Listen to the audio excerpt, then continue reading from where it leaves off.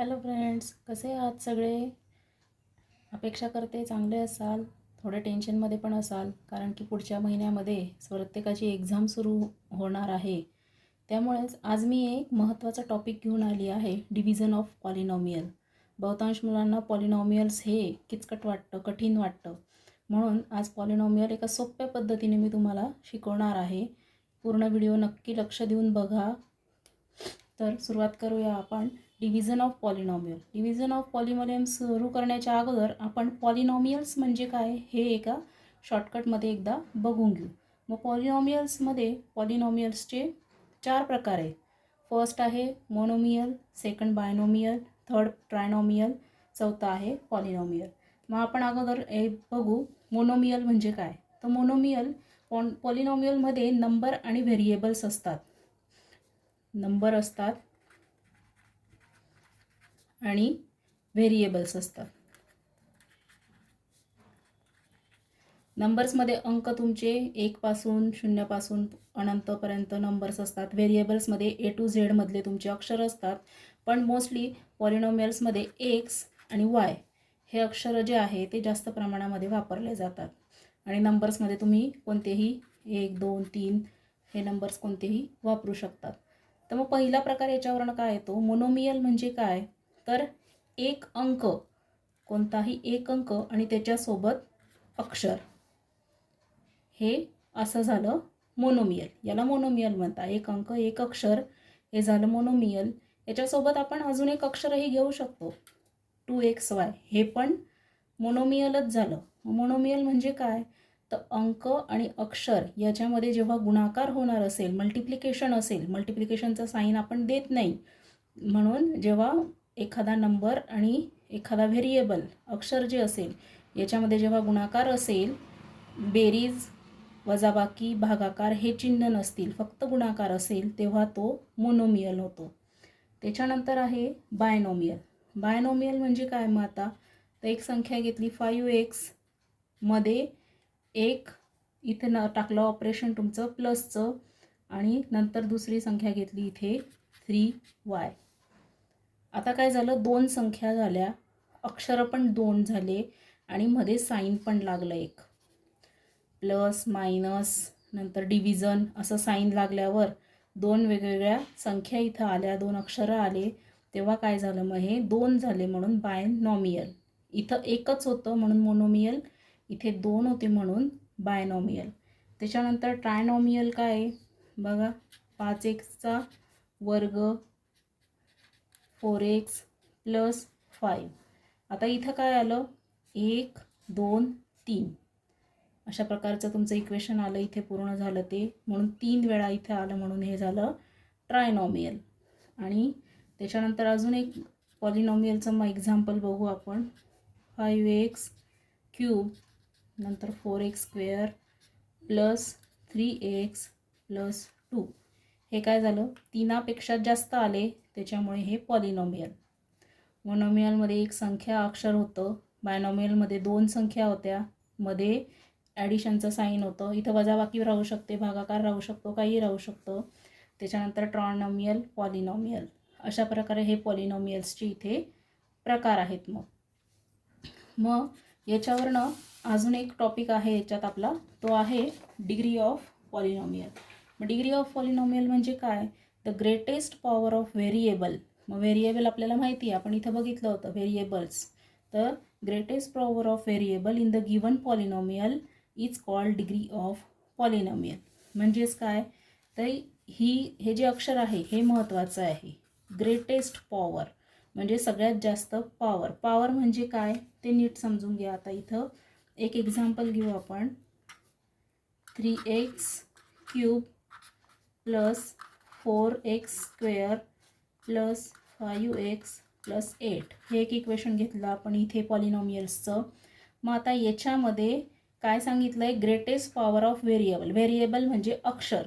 मग ह्या अक्षराच्या वरती, पॉवर म्हणजे अक्षराच्या वरती जे काही असतील अंक, इथं काही नाही म्हणजे 1 असतो, तर मग सगळ्यात ग्रेटेस्ट पॉवर म्हणजे अक्षराच्या वरती सगळ्यात मोठी जी संख्या असेल पूर्ण इक्वेशनमध्ये, त्याला डिग्री ऑफ पॉलिनॉमियल म्हणतात. मग पूर्ण ह्या इक्वेशनमध्ये सगळ्यात मोठी संख्या कोणती वरची, तर ती आहे 3, सगळ्यात मोठी आहे. मग याला काय म्हणता, ग्रेटेस्ट पॉवर. ह्या पॉवरलाच अजून एक शब्द वापरला जातो, इंडेक्स. इंडेक्स पण म्हणतात, पॉवर पण म्हणतात, किंवा रेस टू म्हणतो आपण, एक्स रेस टू 3 असंही म्हणतो, एक्स रेस टू 2 असं म्हणतो. तर पूर्ण इक्वेशनमध्ये अशा प्रकारची जी पॉवर असेल, इंडेक्स असेल, जी व्हेरिएबलच्या वरती असेल, तिला डिग्री असं म्हणतात. मग याच्यात ह्या एक्झाम्पलमध्ये डिग्री काय आली तुमची, 3. अजून एक एक्झाम्पल घेऊ,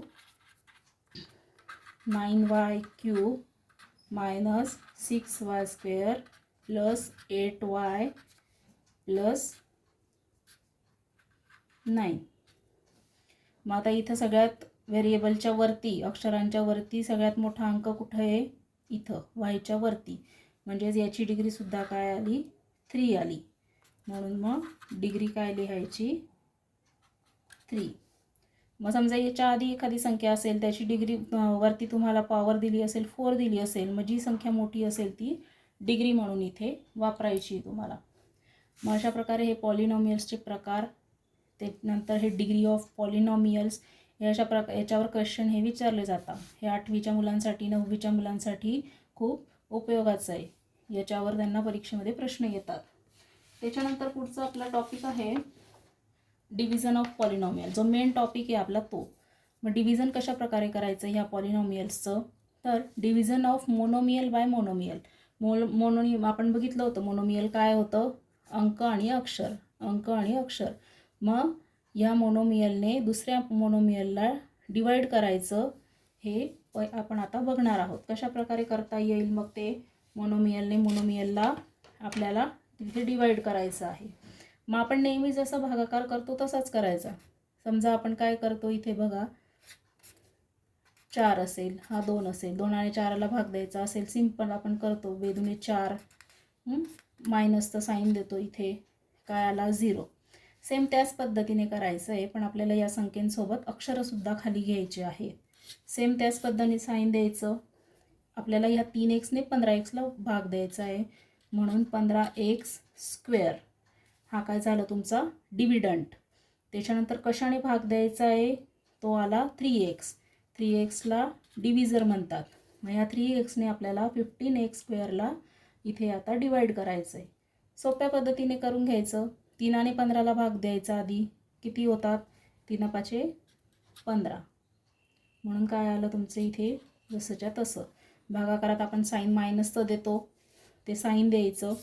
मग आता अक्षर राहिलं. मग आता ह्या एक्सला तुम्ही कशाने गुणाल तर x² येईल. मग आपल्याला माहिती आहे x मल्टिप्लाय बाय x केलं की काय होतं, x² होतं. म्हणून मग ह्या एक्सला जर तुम्ही xने गुणलं तर तुमचा हा x² येईल. म्हणून इथे तुमचा x आला, हा x आणि हा x मिळून काय होईल, x² होईल. म्हणून मग इथे आले तुमचे 15x².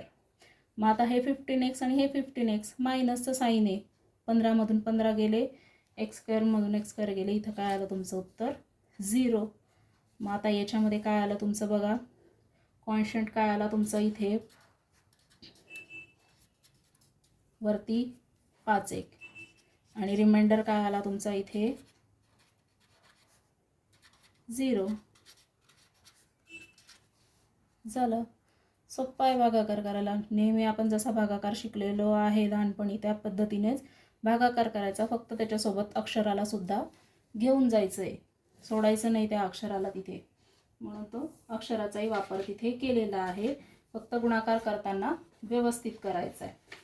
त्याच्यानंतर दुसरं एक्झाम्पल आहे, आता मोनोमियलचं घेतलं आहे आपण. -48p चा पॉवर काय घेतला आहे इथं 4 आणि डिवायडेड बाय -9p². मग आता याचं डिव्हिजन कसं करणार बघा. हे एक्झाम्पल तुम्हाला एका 8वीच्या पुस्तकामध्ये आहे, तर कशा प्रकारे सॉल्व करायचं बघू. आधी मांडणी करून घ्यायची. या 9p² ने आपल्याला या -48p⁴ आपल्याला डिवाईड करायचं आहे. मग आता हे डिवाईड कशा प्रकारे करणार. आता 9ने इथे 48ला भाग जातो का, तर डायरेक्ट भाग जात नाही. त्याच्यासाठी काय करायचं, अशी एक संख्या घ्यायची की तिला जर तिथे या नावाने गुणलं तर आपल्याला 48 ही संख्या मिळाली पाहिजे. मग आपण ती संख्या घेऊन बघू. ती संख्या एक आहे बघा 16 डिवायडेड बाय 3. याला जर आपण समजा 9ने इथं मल्टिप्लाय केलं तर काय होईल बघा. 3 एक 3 आणि 3 त्रिक 9 आणि 16 त्रिक किती होतात 48. आलं. म्हणून मग आपण काय संख्या घेऊ इथं वरती 16/3 अशा प्रकारे आपण घेऊ शकतो. म्हणजे ज्या 9ने या 16/3ला जर असं गुणलं तर आपल्याला 48 तिथे मिळतो. मग आणि मग राहिला काय तुमचा पी. ह्या पी स्क्वेअरने कशाला कितीने गुणलं तर हा पीचा इथे पॉवर तुमचा 4 येईल. तर पी स्क्वेअरने पी स्क्वेअरला गुणलं म्हणजेच P square multiply by P square केलं तर उत्तर काय येईल तुमचं p⁴ येईल. म्हणून मग इथं याच्या पुढं काय लिहिणार पीचा स्क्वेअर. मग या 9ने इथं याला हे केल्यावर काय होईल तुमचं इथे येईल -48 p4. मग याचा आन्सर काय येईल 0. मायनसचं साईन असतं ना इथे. मग हे 2 मायनस मायनस मायनस इथे प्लस होऊन जाईल. म्हणून मग मायनस प्लस मायनस होईल 0 होईल इथे. अशा प्रकारे मग याचा काय आला कॉन्स्टंट काय आला 16/3 p² आणि r रिमाइंडर काय आला तुमचा 0. हे कुठेही अशा प्रकारचं दिलेलं नसतं. आपण आपलं डोकं लावून हे आन्सर काढायचे असतात. कशा प्रकारे करायचं कशाने गुणलं तर हे येईल हे आपण आपल्या डोक्याने विचार करून तिथे सोडवायचं असतं. कोणीही हे सांगायला येत नाही. पुस्तकात हे कुठेही असं दिलेलं नसतं. त्याच्यामुळे आपण आपल्या मनाने हे सॉल्व करण्याचा प्रयत्न करायचा असतो. त्याच्यासाठी अजून एक एक्झाम्पल घेऊ बघा. अजून एका पद्धतीने सोडवून दाखवते. आता इथे 40 आहे इथं 30 आहे. मग यांचाही भागाकार करायला थोडा प्रॉब्लेमच येईल. पण मग सोप्या पद्धतीने आपण कसं सोडवू शकतो बघू. हा 3m³ आणि 14m⁵. आता याला भाग द्यायचा आहे आपल्याला. मग आपण भागाकार अशा प्रकारे सुद्धा लिहितो बघा. अशाही पद्धतीने एक भागाकार करता येतो ना आपल्याला. मग त्याच्यासाठी आपण कसं लिहून घ्यायचं बघा.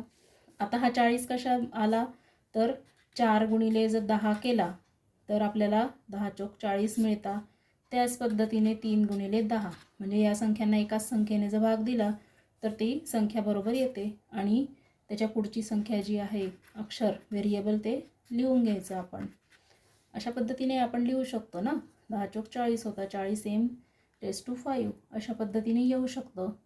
मग आता इथं m5 आहे इथं m3 आहे. मग आपल्याला हे पण सारखे करून घ्यायचे. कशा पद्धतीने करणार मग आपण हे.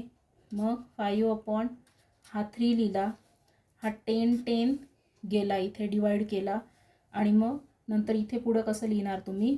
हा वरती खाली सारखा करायचा आहे आपल्याला. म्हणून वरती m³ खाली पण तुमचा m³ ऑलरेडी आहेच. आणि याला मल्टिप्लाय बाय m² म्हणजे हा 3 आणि 2 5 होईल. इथे गुणाकारामध्ये वरच्या याचा बेरीज होते. 3 2 5 होतील. म्हणून मग हे आपण फोड करून घेतली त्याची. मग हे अशा पद्धतीने m³ इथं कॅन्सल होईल. आणि मग तुमचं इथं काय राहील 4/3m². ही दुसरी पद्धत आहे. आपण ती आधीची पद्धत केली होती त्या पद्धतीने तुम्ही करू शकता. समजा इथे तुमचा हा 30 असेल. मग हा 4/3 जो आहे याला मल्टिप्लाय तुम्ही जर 30 केले तरीसुद्धा तुमचं उत्तर येऊ शकतं 40. इथे बघा 3 एक 3 3 एक 3 0 10 चोक 40 आलं तुमचं इथे हे 40. या अशा पद्धतीने पण करू शकतात तुम्ही. ही एक पद्धत आपण पहिल्या गणितात जी केली ती त्या पद्धतीने करू शकतात. ह्या पद्धतीने पण करू शकतात. मग आता याचा भागाकार करू. काय आलं तर आपलं उत्तर हा काय आला तुमचा कॉन्स्टंट आला. म्हणून याला वरती लिहायचा. मग 4/3m⁵2 त्याच्यानंतर -40m⁵ आणि मग हे कॅन्सल होतील. उत्तर काय येईल तुमचं इथे 0 मायनस होईल ना. मग 0 होईल इथे. म्हणून मग याचा कॉन्स्टंट काय आला इथे तुमचा 4/3m⁵2 आणि रिमाइंडर आला तुमचा इथे 0. मग हे काय होतं तुमचं division of monomial by monomial. अशा पद्धतीने मोनोमियल बाय मोनोमियलचे हे एक्झाम्पल सोडवता येतात आपल्याला. इथे आपल्याला पॉलिनॉमियलला बायनॉमियलने डिवाइड करायचं आहे. त्याच्या अगोदर आपण बघू मोनोमियलने करू अगोदर, म्हणजे तुम्हाला बायनॉमियल सोपं जाईल. तर मोनोमियलने पॉलिनॉमियलला आपण डिवाइड करून बघू. कशा प्रकारे करतात बघा. 2y इथे दिलेला आहे तुमचा डिव्हिजर, त्याच्यानंतर डिव्हिडंड दिलेला आहे 6y³ प्लस 8y². मग कशा पद्धतीने करणार. आता 2ला कितीने मल्टिप्लाय केलं तर 6 येईल, तर 2 3 जार 6. इथे या पद्धतीने तुम्ही करू शकता 6. त्याच्यानंतर वायने कितीला मल्टिप्लाय केलं तर तुमचं इथे y³ येईल, तर वायने तुम्हाला y²ला इथं जर तुम्ही मल्टिप्लाय केलं तर किती येतं तुमचं इथे y³ येतं. मग वरती किती येईल तुमचं इथे y² येतं. उत्तर किती येईल मग तुमचं इथे उत्तर येईल इथे 0. मग त्याच्यानंतर इथे खाली तुम्ही हा 8y जो आहे स्क्वेअर हा खाली उतरवून घ्यायचा आहे. त्याच्यासोबत हे ॲडिशनचं साईन पण तुम्ही इथं खाली घ्यायचं. मग इथे काय येईल तुमचा आता कितीने भाग दिला तर 8 येईल. मग बेचोक 8 होतो. हा प्लसचं साईन वरती पण जाईल, बेचोक 8 होईल. म्हणून इथे 4. वायने कितीला मल्टिप्लाय केलं तर y² येईल. वायने वायला जर इथं मल्टिप्लाय केलं तर तुमचा इथे येईल हा 8y जसाच्या तसा, आणि बेचोक 8 म्हणून इथे 8 हा y² जसाच्या तसा. इथे तुमचं मायनसचं साईन येईल. मग आन्सर काय येईल तुमचं इथे प्लस मायनस इथे मायनस होईल, म्हणून उत्तर आलं तुमचं इथे 0. म्हणून मग रिमाइंडर काय आला तुमचा इथे 0, आणि कॉन्स्टंट काय आला इथे तुमचा 3y² प्लस 4y. हे आला तुमचा इथे मोनोमियलने पॉलिनॉमियलला डिवाइड केलं तर आन्सर येतं. मग आता ह्या मोनोमियलचं जसं तुम्ही डिव्हिजन केलं त्याच पद्धतीने तुम्ही बायनॉमियलचं सुद्धा करू शकतात. सेम प्रोसेस आहे. सारख्याच पद्धतीने तुम्ही साईन इथे टाकून घ्यायचं डिव्हिजनचं तुमचं y+2. त्याच्यानंतर इथे येईल तुमचं y² प्लस 4y. इक्वेशन अगदी शांततेत लिहायचं, अजिबात चूक करायची नाही आहे. मग स्टेप बाय स्टेप हे नंतर इथे सोडवायचं आहे. कशा पद्धतीने सोडवणार. मग आता इथं बायनॉमियल दिलं आहे y आणि नंबर पण आहे 2 इथे. मग आधी अक्षर घ्यायचं. ह्या वायला कशाने मल्टिप्लाय केलं तर y² येईल, तर वायला वायने जर मल्टिप्लाय केलं तर इथे y² येईल. म्हणून हा आला तुमचा इथे y². पण ह्या y बरोबर आता सोबत तुमचा 2 पण आहे. मग ह्या 2ने पण या वायला मल्टिप्लाय करायचं. मग या 2ने वायला जर मल्टिप्लाय केलं तर तुमचं इथे काय येईल प्लस 2y. हा 2y ना मल्टिप्लाय करून येईल तुमचा 2y. मग हा इथे तुमचा आता प्लस प्लस आहे, मायनसचं साईन लागतं इथं, म्हणून प्लस मायनस किती झाले हे दोघं कट होतील 0. प्लस प्लस आणि हा इथे मायनस होईल. मग या 4मधनं हा 2 गेला तर किती होईल तुमचं तिथे 2y. आणि हा 4 नंतर इथे खाली आणायचा. मग आता बघा काय करायचं परत. आता परत या वायने या 2yला तुम्हाला इथे डिवाइड करायचं. कशा प्रकारे करणार. वायला कितीने मल्टिप्लाय केलं तर इथे तुमचं 2y येईल. तर वायला जर तुम्ही हा प्लस इथं आहे प्लसचं साईन, वायला 2ने जर तुम्ही मल्टिप्लाय केलं तर 2y मिळेल तुम्हाला. म्हणून हा 2y इथे, आणि हा तुमचा पुढचा इथे 2 आहे. या 2ने पण ह्या 2ला तुम्हाला मल्टिप्लाय करावं लागेल. वायने केलं होतं म्हणून 2 आहे त्याच्यासोबत, म्हणून 2ने पण 2ला मल्टिप्लाय केलं तर किती येतं 2 2 जार 4 होतं. म्हणून इथे 4 आलं. 1 बाय 1 करायचं. आधी वायने 2ला केलं म्हणून 2y आलं. नंतर ह्या 2ने 2ला मल्टिप्लाय केलं म्हणून हा 4 आला इथं खाली. आणि मग इथं तुमचं मायनस साईन असतं. मग हा प्लस आणि हे मायनस, हे दोघं प्लस होते ना, मग इथं मायनस आलं. Plus minus minus 0. आणि इथं पण तुमचं सेम होईल. हे दोघं प्लस होते, इथं मायनस होईल. हे मायनसचं साईन होतं म्हणून मायनस प्लस मायनस होईल, म्हणून हे पण 0. म्हणून मग आन्सर काय आला तुमचं रिमाइंडर 0 आला. आणि कॉन्स्टंट काय आला इथे y+2.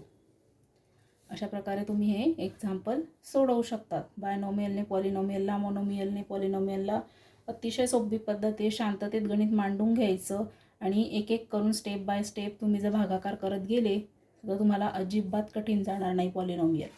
बघा, व्हिडिओ आवडला असेल तर लाईक करा, शेअर करा आणि सबस्क्राईब करा.